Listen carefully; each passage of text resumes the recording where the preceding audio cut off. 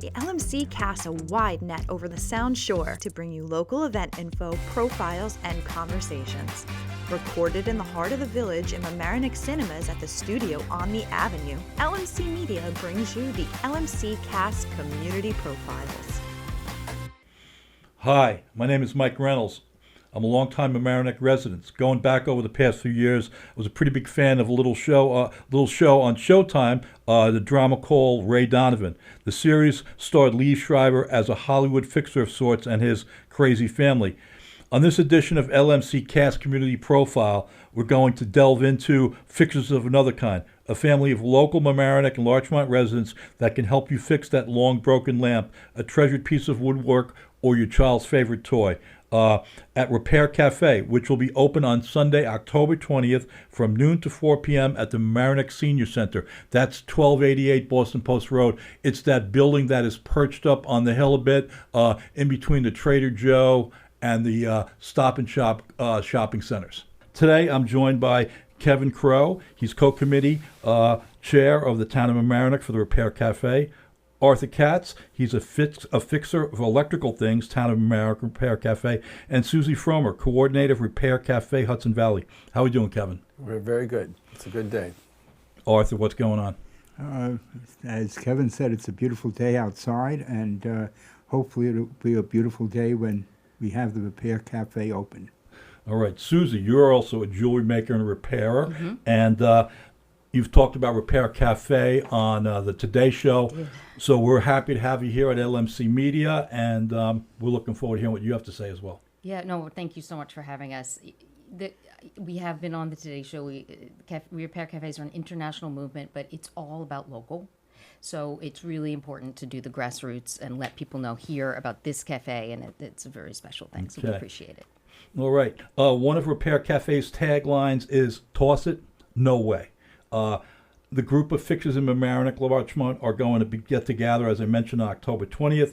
They want to keep your items very much in play, whether for your living room, your porch, your office, your basement, your playroom. So, gentlemen, why don't you tell us a little bit about yourselves, your fixer affinities, and how the event came together. I'll start with you, Kevin.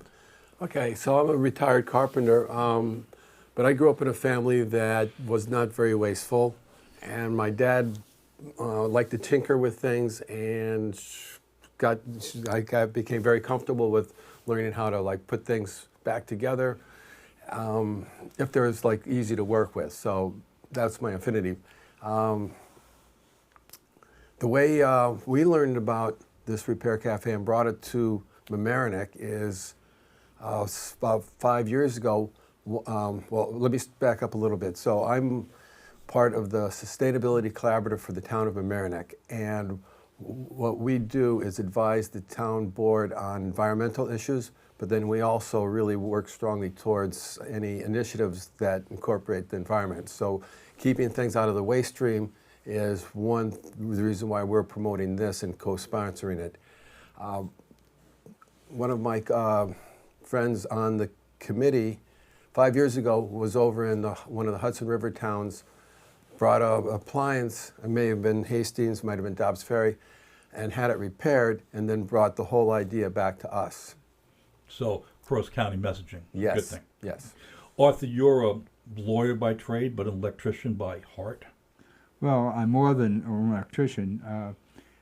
I started off after graduating from a local high school, going to MIT, and then Uncle Sam took me and taught me how to be a civil engineer for a couple of years. And I didn't get to law school until after I left the military. I, probably to my wife's disdain, I tend to fix just about everything in the house. Okay. Right. But there's been a need for an electrical repair, so it's something that I've taken on. We don't throw anything out at the house, as I said, to my wife's disdain, but I try to fix it depending upon what it is, whether it's mechanical, whether it's gluing back a piece of pottery, or something as simple as rewiring a ramp. And I look at the Repair Cafe as a way of giving back to the community that I live in. Okay. All right, Suzie, so Repair Cafes has international roots from across the Atlantic. Can you give us a little rundown on how it's come to be and how big it's getting? Yeah, well, this October, in the middle of October, I think it's the 18th, is the actual anniversary. It's 15 years of repair cafes internationally. The first one was in Amsterdam.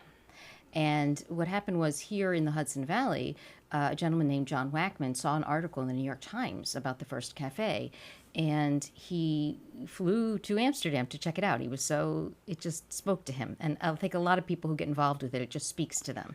And he went and he and his partner at the time, Holly, who still runs the New Paltz Cafe, and also Gardner, she went, and he didn't tell her, but she ended up doing jewelry repair on site. Okay. And they just thought it was such a great thing. They brought it back to New Paltz, and we've had them in the Hudson Valley for 11 years. And just like it spread from across the county, it spread from New Paltz all the way through the Hudson Valley.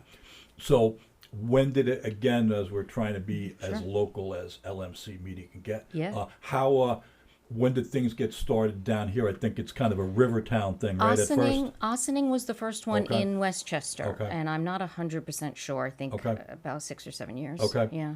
Okay. In terms of getting things going there, your jurisdiction, so to speak, it's not only Hudson Valley, but it extends all the way up to Albany. So how many repair cafe chapters do we have now? Almost 70. Really? We have almost 70, yeah, and there's a lot in the capital region. And again, it just spread because, I heard about this thing, and and sometimes we'll help people and we'll say, look, it's outside of our network, but we'll still help you. But you can't be, we're not going to advertise. But we're all sort of connected in this whole world. And you were just telling me that's also folks from Brooklyn and other points. Yes. So everybody's a lot of people are interested in this. A lot of people are interested in, and I'm very tapped into the national group, and it's really big in Washington State, so I have a lot of colleagues out there. But what we have in New York that's so unique is the Climate Smart Communities program, so that towns who are participating in that, it actually earns money for your town to do a repair cafe. And so that's why there's been such an embrace of them in New York, and it's really been very wonderful for the movement. Cool, very good. Let's get a little local, guys. Kevin, what are some of the things that our fixers can take care of for the folks bringing them in? Electrical items such as fans and clocks and anything small like that. Appliances, let's say mechanical and electrical incorporated appliances, toys, sewing. Sewing's very popular, and we have the team that's doing some sewing wanted to add a new repair station, umbrellas. So we're going to try umbrellas. Okay. The other new thing that this is kind of a little bit exciting for people my age. There's 2 high school students that want to teach people how to use their cell phones, give them tips and things like that. So that's a real positive thing. I think that makes sense. So if you're on Apple 15 now, is it 16? Maybe you don't know how to work it all the way through. So jewelry, costume jewelry repair. Let's see. Gluing, woodworking, small pieces of furniture need to be glued or repaired. We have someone that will work on that. And electronics, the biggest challenge is computers, finding people that are comfortable working on computers, but we have a couple of people doing that. So that's the gist. So Arthur, you've got that electricity in your bones. So can you elaborate a little bit about on what might be able to get fixed if you bring it in from a connectivity standpoint? Anything that has that you plug in, I'm happy to look at. The one thing that I don't do, only because it takes so much time, is I don't deal with microelectronics. And these days, when you have knobs that are connected to timers or connected to other devices, that's really microelectronics. It's almost impossible to easily repair those. And we don't have the replacement parts for that. But things which people normally would throw out because it's too much trouble, whether it be a toaster, a vacuum cleaner, a lamp, or anything else that you plug in, I'm happy to take a look at, and if it's fixable, try to fix it. If it's a vacuum cleaner, if you can't fix it, it'll bring it to Electrolux. That's the one shop we have around here that's kind of repairish, if you will. A long, long time ago, when I was in college, I sold and repaired vacuum cleaners, so I can actually take them apart. But vacuum cleaners don't usually break down. Usually it's a minor electrical problem. Ours is 30 years old and counting. They last an awful long time, although these days, with the bodies all plastic, the bodies themselves tend to break as opposed to the motors. What normally happens is something gets clogged. And that's not even electrical, it's just cleaning out the hose, whether you do it with a broomstick or something else. Right. But those are relatively simple things to fix. And the overarching thing here again is the sustainability aspect. There's going to be some guys from the sustainability committee to tell the people that are in attendance what's going on that way. Sure. Yeah, in terms of like bringing people, well, we try to keep track of the data. Right. So as people come in, we have an intake form, someone will help them fill it out and then walk them over to the station that they need the attention of. And of course, we ask people that people stay. It's not a drop-off pickup later. We ask people to stay. And then one of the other general rules is you have to be able to carry it into the room. If you can't carry it in, it's too big for us to work on. Okay. So, but what if you get a big, strong guy? Well, then it's strong. I'm joking. Okay. You got me stumped. Okay. Well, last year, one person bought a generator, another person bought a lawnmower. We couldn't fix those because they couldn't even fit into the room, and the issues with those were somewhat more complicated. And although they may be fixable, it takes time, and if you're going to spend a lot of time on one item, you then can help out the majority of the people who come. The idea is to get this done within that 4-hour window to accommodate as many people as possible. That is correct. Right. I remember the lawnmower. That was you tried. Well, I didn't want to take apart the engine. The carburetor seemed to have been clogged. Oh, so that's what it was. Okay. Yeah. All right. So Kevin, we'll go back to last year. How many folks were working with you guys, and how many people came in, and how many items got fixed if you have a scorecard? Sure. So last year we had 12 committed fixers, plus 9 other general volunteers. We just need general people, set up, clean up, etc. And then over a dozen high school students, and that's the high school students are very good in many different ways. So it's good to have them.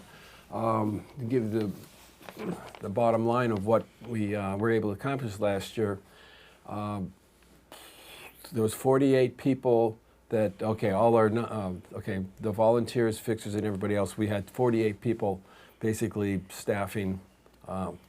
Really? Okay. Right. So this is neighbors helping neighbors. That's the whole idea. So if someone has the time and the inclination, and it's kind of like a feel-good event too, with the camaraderie it just generates itself. So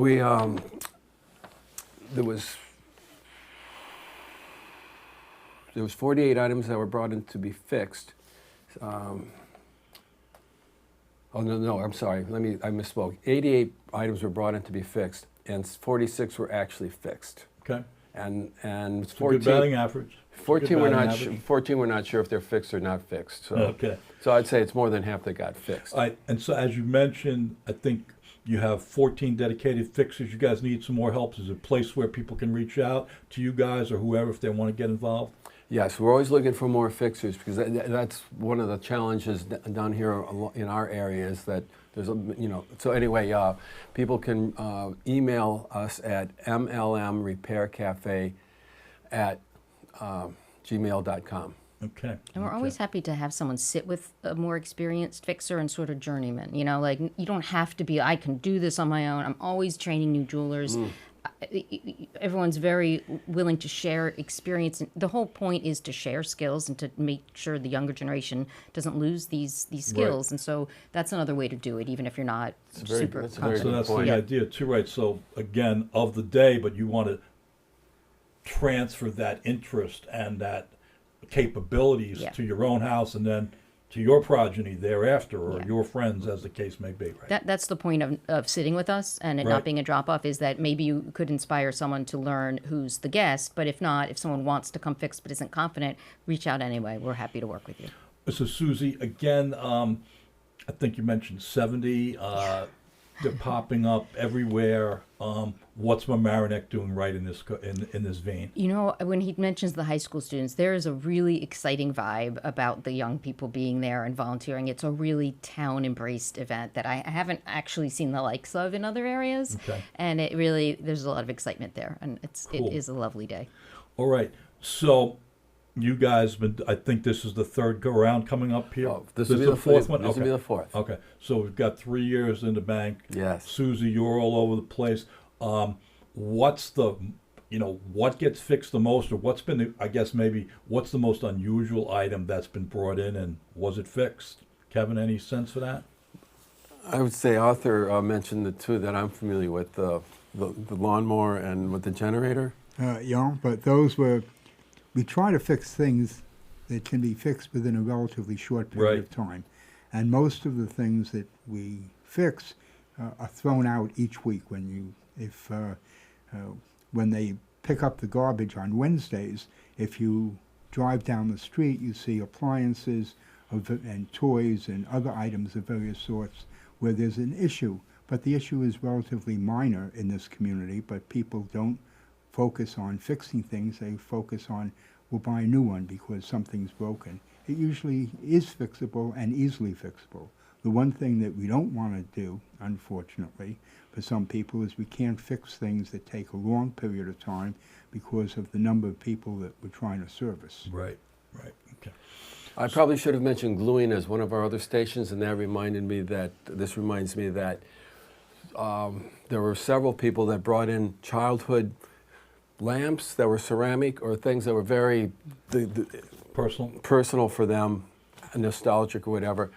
And they sat in a box for years. They brought them in because now they had a chance, and those were successfully repaired. And that's just the feeling, of gratitude, and it's like nice.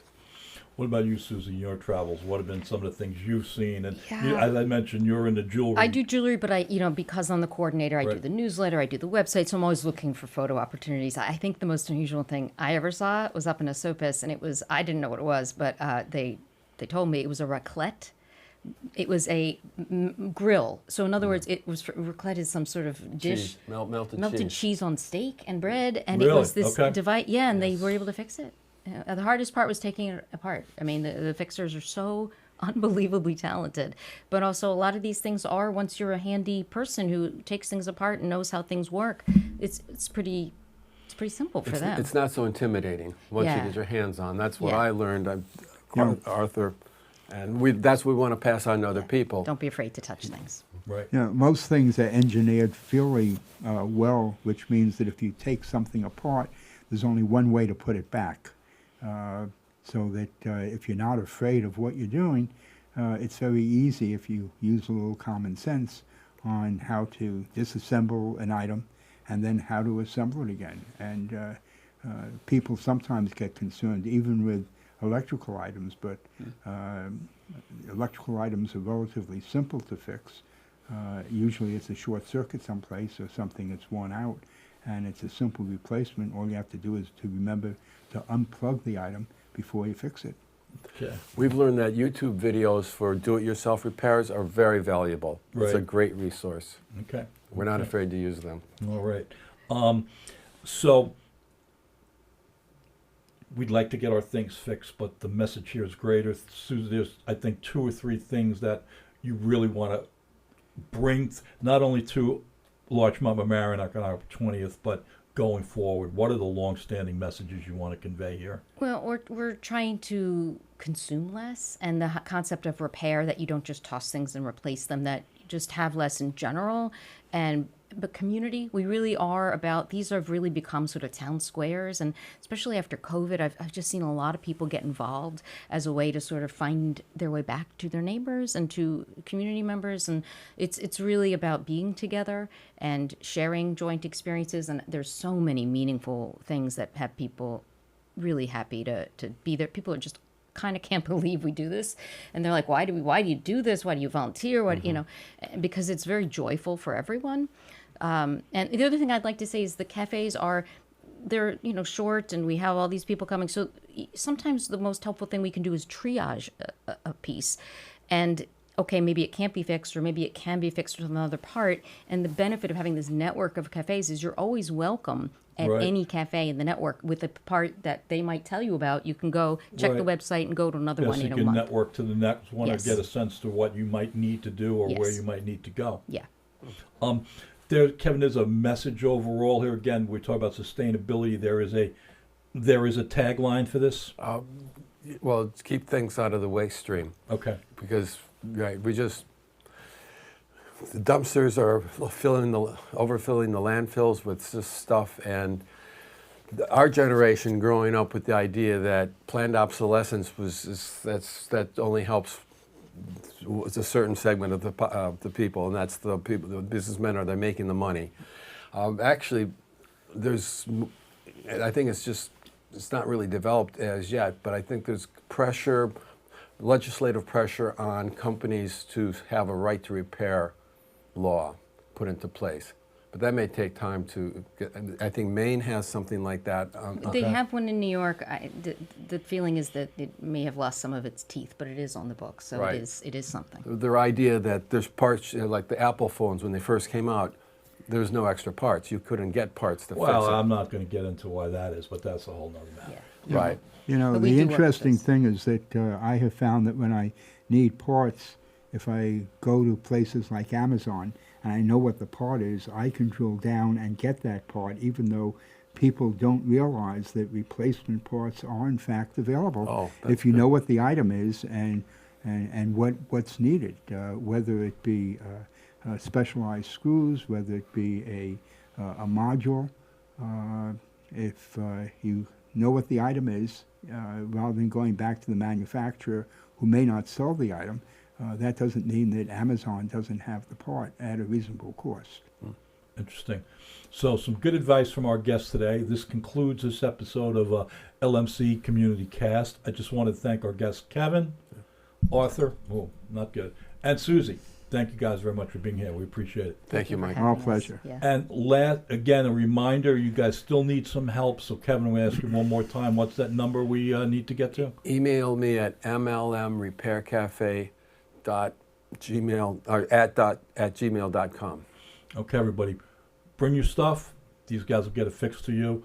And until next time, this is Mike Reynolds signing off from LMC Community Cast Profile. Thank you, everybody. The LMC casts a wide net over the Sound Shore to bring you local event info, profiles, and conversations. Recorded in the heart of the village in Mamaroneck Cinemas at the studio on the Avenue, LMC Media brings you the LMC Cast Community Profiles.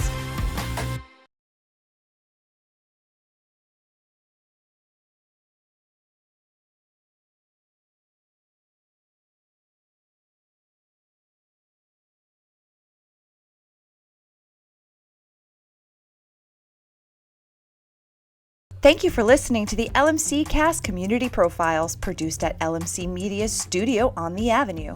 Visit lmcmedia.org to book your time in this state-of-the-art convenient location, walkable from the Metro North train station on Mamaroneck Avenue.